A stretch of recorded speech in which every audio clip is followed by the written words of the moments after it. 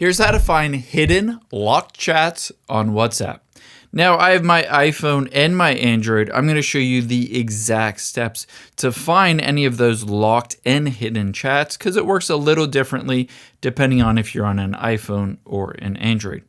Now the first thing that you'll notice is there's nowhere on here that says locked chats. However, you can find locked chats by swiping down.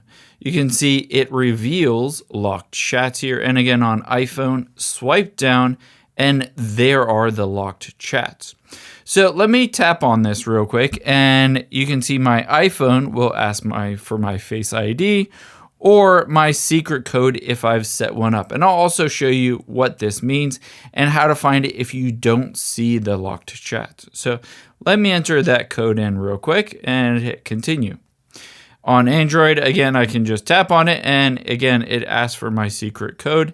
It might ask you for a secret code depending on whether you've set one up or not.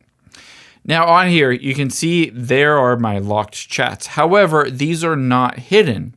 I can also hide them by tapping on settings at the top right on my iPhone or the three dots at the top right on Android and tap chat lock settings.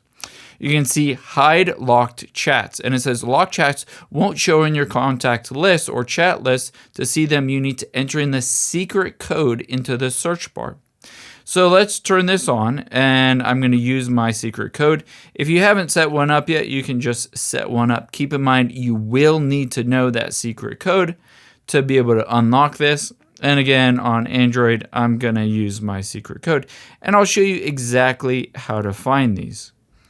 After I've done that, let's hit the back arrow and then go back to the beginning. Now from here, if I swipe down, you can see it no longer shows locked chats at the top. That is because I need to tap on the search bar here.